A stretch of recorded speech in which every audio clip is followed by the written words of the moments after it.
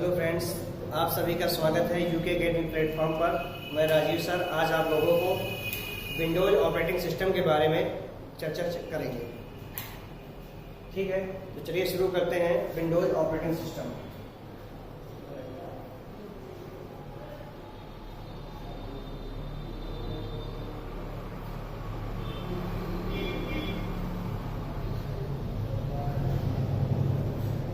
Windows operating system जैसा कि आप लोगों ने सुना होगा कि ऑपरेटिंग सिस्टम जिसे शॉर्ट में क्या कहते हैं, ऑपरेटिंग सिस्टम यानी इन दोनों को शॉर्ट में कहते हैं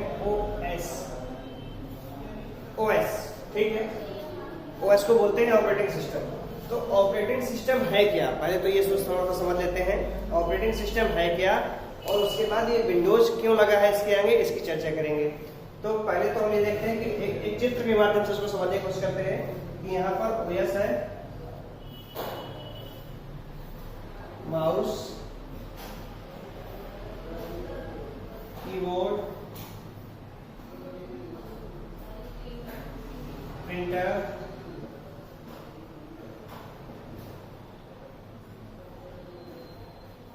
सॉफ्टवेयर्स,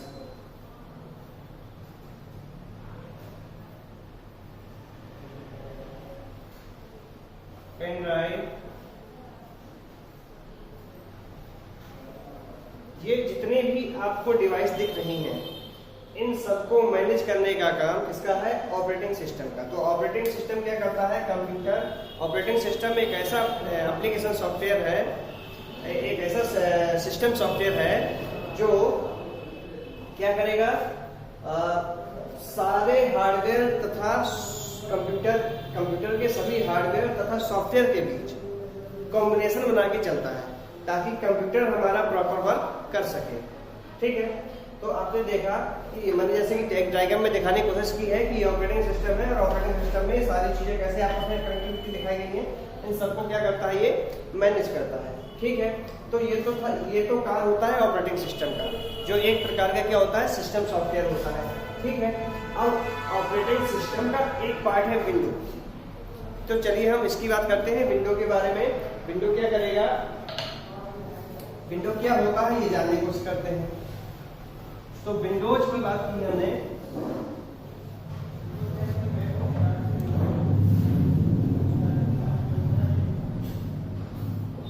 विंडोज क्या है, विंडोज एक माइक्रोसॉफ्ट कंपनी का ऑपरेटिंग सिस्टम है। ठीक है, जो कंप्यूटर के लिए बनाया गया था, उसको धीरे धीरे मोबाइल तथा अन्य डिवाइसों के लिए भी उपयोग में लाया गया। तो विंडोज एक ऐसा ऑपरेटिंग सिस्टम है जिसका काम कंप्यूटर के लिए किया जाता है, और कंप्यूटर के लिए ये सिस्टम सॉफ्टवेयर की तरह कार्य करता है। ये क्या करता है, इसका काम जो मैंने अभी आपको डायग्राम के माध्यम से समझाया वही है। ठीक है, इसे माइक्रोसॉफ्ट कंपनी के द्वारा बनाया गया था। तो आपने देखा इसके बहुत सारे वर्जन हैं।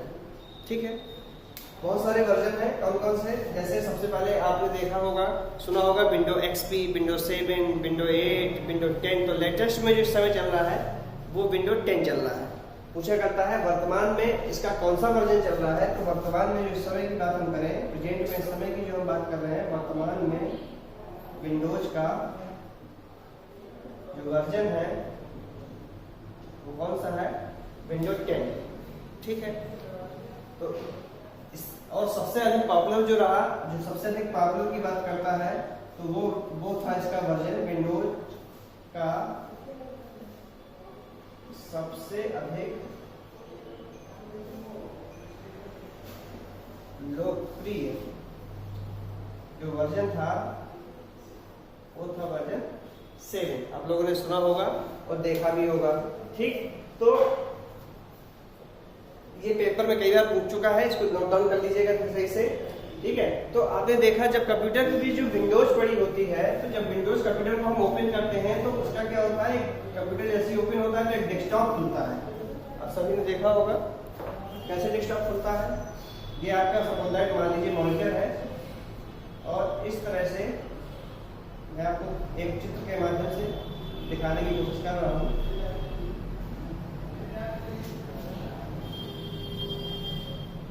ठीक, तो ये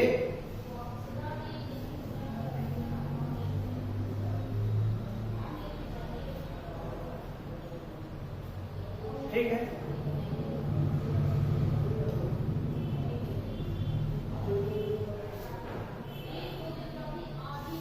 इस तरह का एक डेस्कटॉप दिखाई देता है। ये कंप्यूटर का मॉनिटर है, जिसको जब कंप्यूटर को ऑन किया जाता है तो उसका एक डेस्कटॉप दिखाई देता है, जिसे बोलते हैं, इसको बोलते हैं डेस्कटॉप।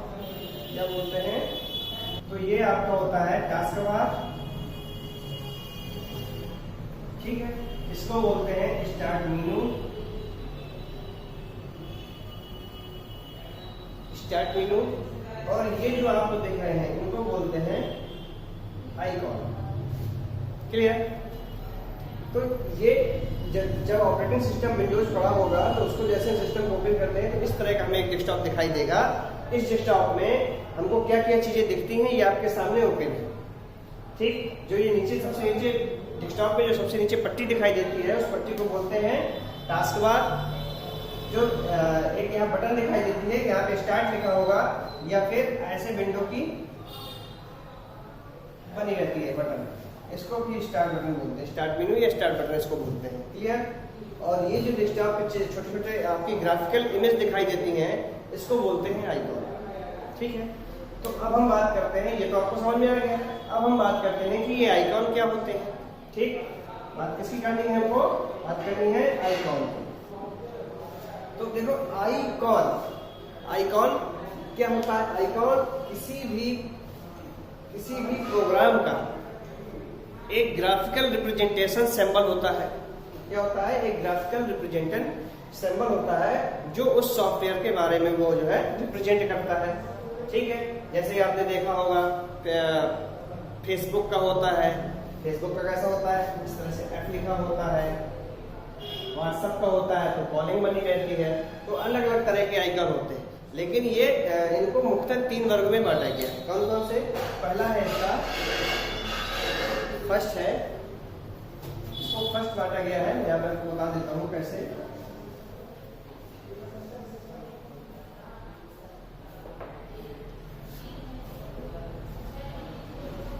ठीक, ये 3 तरह के होते हैं। First number system icon, second number application icon,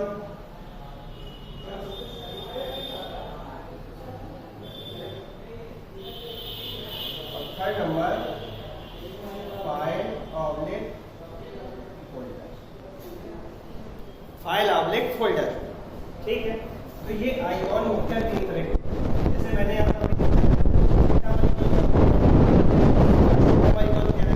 system icon ऐसे आइकॉन्स होते हैं जो कंप्यूटर के सिस्टम के लिए उपयोग होते हैं या विंडोज के साथ वो फ्री ऑफ कॉस्ट पढ़ के आते हैं। आपने देखा होगा बहुत से सॉफ्टवेयर एप्लीकेशन आइकॉन पड़े होते हैं आपके मोबाइल पे, आपके कंप्यूटर पे, जिनको हम अनइंस्टॉल नहीं कर सकते, चाहकर भी उन्हें हम अनइंस्टॉल नहीं कर सकते, ठीक है।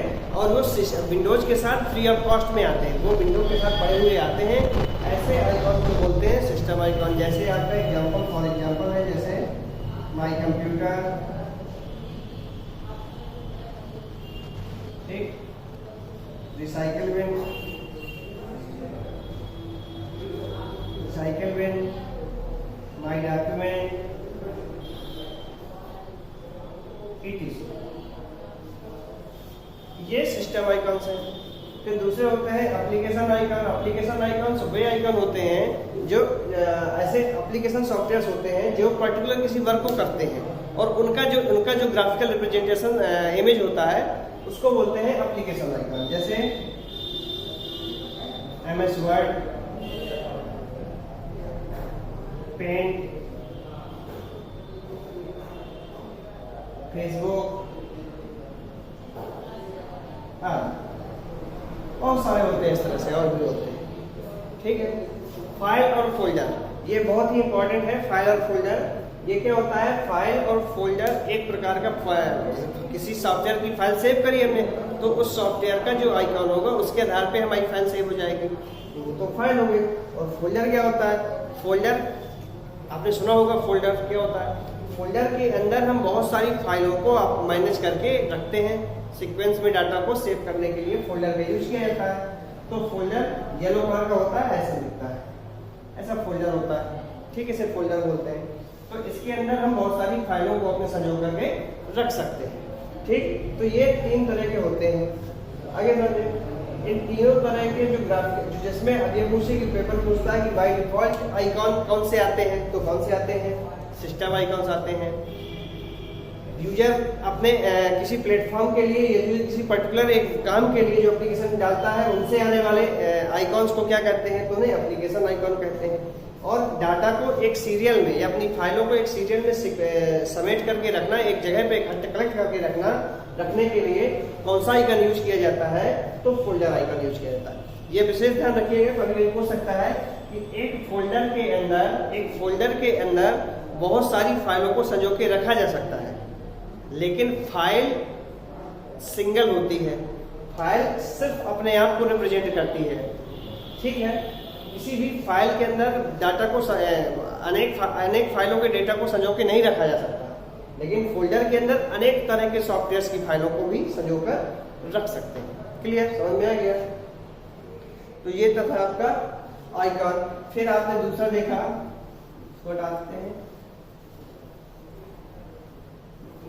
आइकॉन हो गया। फिर आपने अभी देखा टास्क बार। आपने देखा कि विंडो पे जो है सबसे बॉटम पे बाय डिफॉल्ट बॉटम पे आता है, उसका जो पोजीशन होती है बाय डिफॉल्ट बॉटम पे होती है, जबकि इसको अपनी आवश्यकता के आधार पर लेफ्ट राइट या टॉप पे सेट किया जा सकता है, लेकिन बाय डिफॉल्ट आता है बॉटम पे। तो टास्क बार जो होता है उसके नाम से पता चल रहा है, कैसा बार, टास्क बार। टास्क मीन्स क्या होता है, टास्क बार मीन्स होता है वर्क करना, ठीक है। तो जो आपकी डेस्कटॉप पे जो नीचे पट्टी दिखती थी उसे बोलते हैं टास्क बार, और उसकी पहचान क्या होती है कि उसके लेफ्ट साइड पर एक विंडो की स्टार्ट बटन दी होगी और उसके राइट साइड पर टाइमिंग शो हो रहा होगा, डेट और टाइम शो करता है, ठीक है। तो टास्क बार की पट्टी हमेशा आपकी डेस्कटॉप पर दिखाई देती है, उस पट्टी को बोलते हैं टास्क बार। और उसका आइडेंटिफिकेशन क्या होता है, उसका आइडेंटिफिकेशन ये होता है कि उसके लेफ्ट साइड पर आपकी एक स्टार्ट बटन दी होगी और उसके राइट साइड पे टाइमिंग शो कर रहा होगा, ठीक है। फिर आपने देखा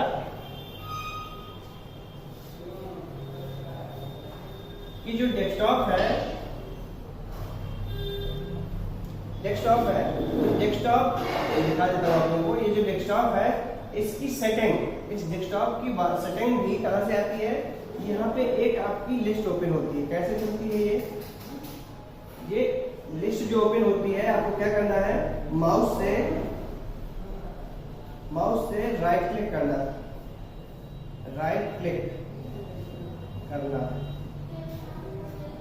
जैसे ही आप माउस से राइट क्लिक करेंगे तो ये लिस्ट ओपन हो जाएगी, जिसमें आपका क्या होता है,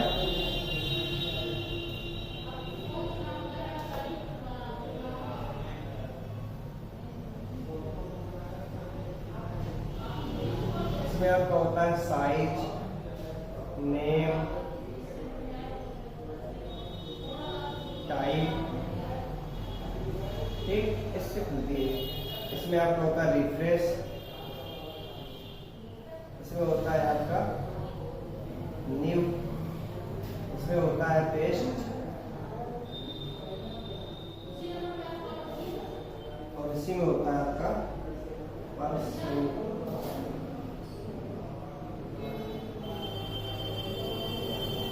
इस तरह की एक जो है आपकी लिस्ट खुलती है, ठीक है। जिसके अब आपको नया फोल्डर बनाना है तो कहाँ से बनेगा, तो इसमें इतने ऑप्शन दिखाई देते हैं। तो ये व्यू है, ये अरेंज करता है आइकॉन्स को, इसको अरेंज करता है आइकॉन्स को, बाय डेट है, बाय नेम है, बाय टाइप है, डेट के आधार पे भी होता है, ये इतने टाइप्स में रहता है। तो इनके आधार पे ये क्या करता है, चाहे आप साइज के अकॉर्डिंग आइकन को अरेंज करा लीजिए, चाहे नेम के अकॉर्डिंग करा लीजिए, चाहे टाइप के अकॉर्डिंग करा लीजिए, चाहे डेट के अकॉर्डिंग करा लीजिए। फिर अगला होता है refresh.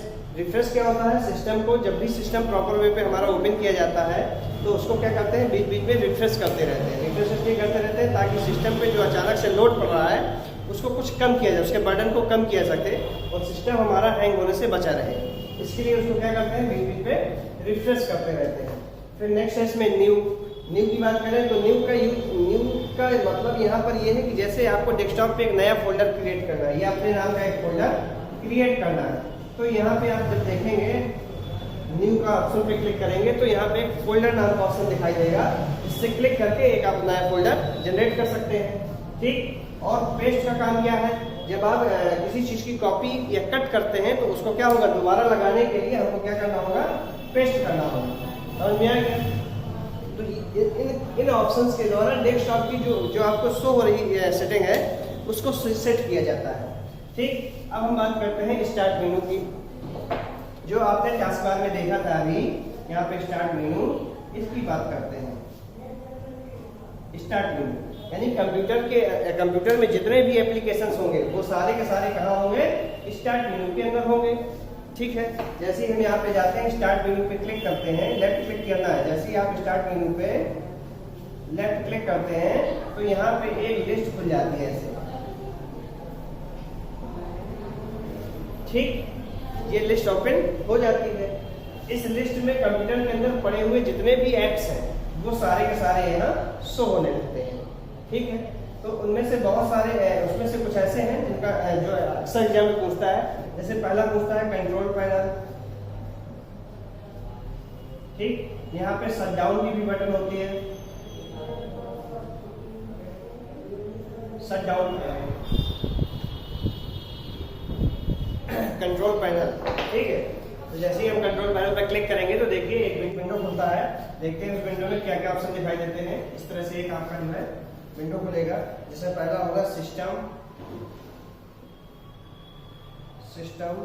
And security. System and security, ठीक है। और दूसरा खुलेगा, फिर होगा आपका नेटवर्क एंड इंटरनेट,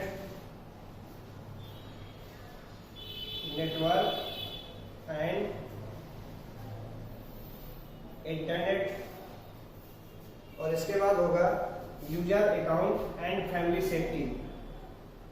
यहाँ पे देता हूं मैं user account and family safety. ठीक, ये ऑप्शन इस तरह से दिखेगा। इसके बाद अगला ऑप्शन होगा उसमें यहाँ पर अपीयरेंस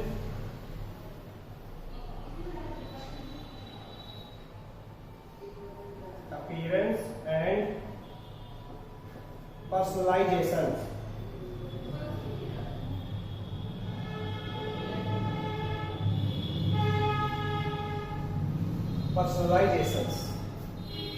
ठीक है, इसके बाद आपको एक और अगला ऑप्शन मिलेगा हार्डवेयर एंड साउंड,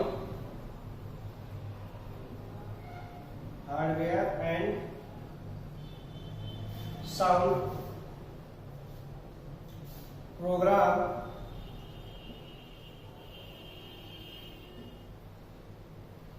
ठीक, hardware and sound and programs. फिर अगला होगा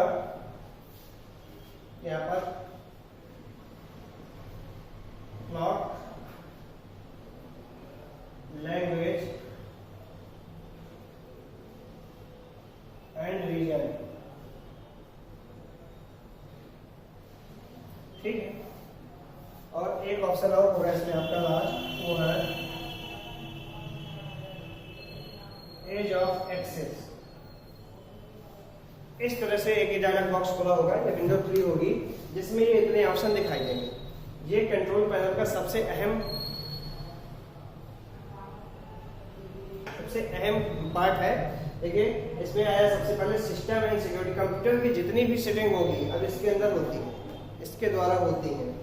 ठीक है, सारी कंप्यूटर का पूरा एक तरह से ये मान लीजिए कि ये पूरा का पूरा क्या है, कंट्रोल, उसका नाम ही है कंट्रोल पैनल। तो कंप्यूटर को कंट्रोल करने के लिए पूरा सिस्टम यहाँ पे दिया गया है।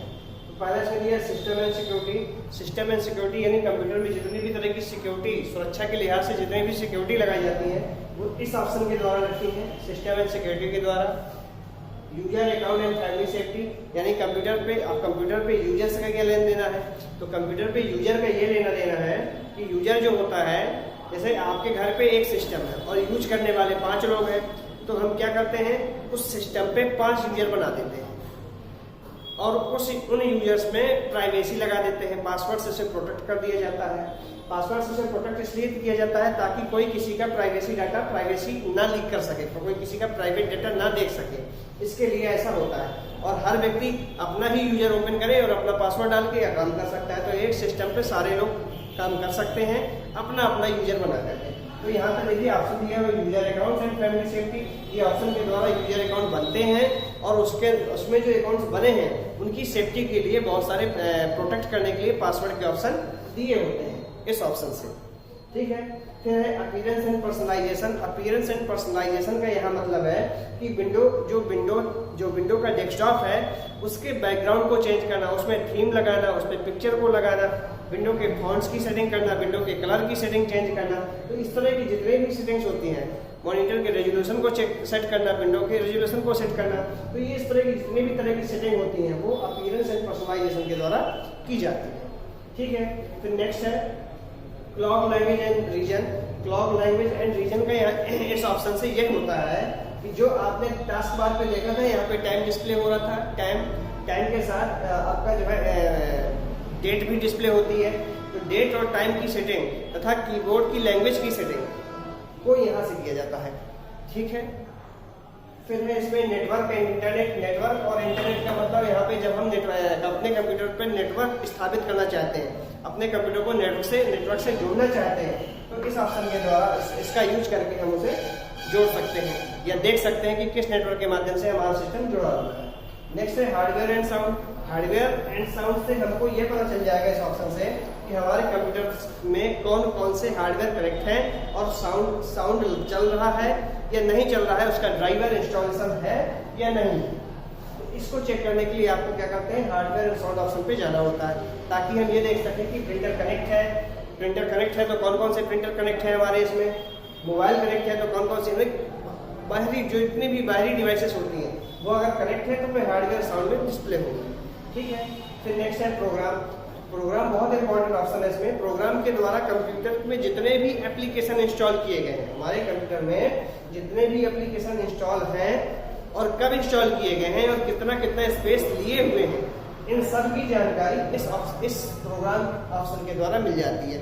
इस पर क्लिक करते ही कंप्यूटर में इंस्टॉल सारे डॉक्यूमेंट्स, सारे एप्लीकेशंस की लिस्ट ओपन हो जाएगी, जहां से हम उन्हें अनइंस्टॉल भी कर सकते हैं। अनइंस्टॉल का मतलब हटा भी सकते हैं, क्योंकि कंप्यूटर पे एप्लीकेशन को हटाने का केवल एक ही तरीका है, वो है प्रोग्राम्स में जाकर के अनइंस्टॉल प्रोग्राम पर क्लिक करना।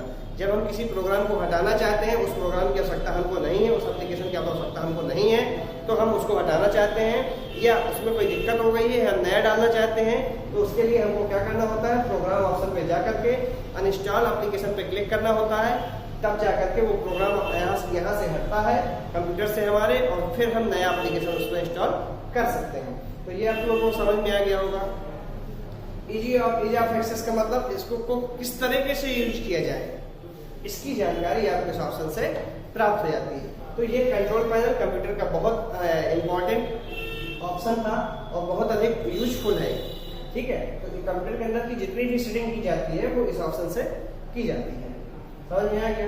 तो ये आपका था ऑपरेटिंग सिस्टम। और एक चीज हम बताना चाहूंगा मैं आप लोगों को कि स्टार्ट वीडियो पे मैंने एक आपको और बताया था, इसमें यहाँ पे शट डाउन की बटन दी होती है। तो ध्यान रखिएगा, कंप्यूटर को कभी भी डायरेक्ट ऑफ नहीं करना चाहिए, उसे हमेशा क्या करना होगा, आप लोगों को शट डाउन करना होगा, ठीक है। आपको यहाँ जाकर के स्टार्ट मेनू पे जाकर के शट डाउन करना है। शट डाउन क्लिक करते ही सिस्टम आपका अपने आप ऑटोमेटिकली बंद हो जाएगा, ठीक। यहाँ पे और भी बटन होती है, शट डाउन होता है, स्विच अकाउंट होता है, स्विच अकाउंट होता है, आपका रीस्टार्ट होता है, ठीक, लॉग ऑफ होता है, इस तरह से और भी ऑप्शन दिए होते हैं।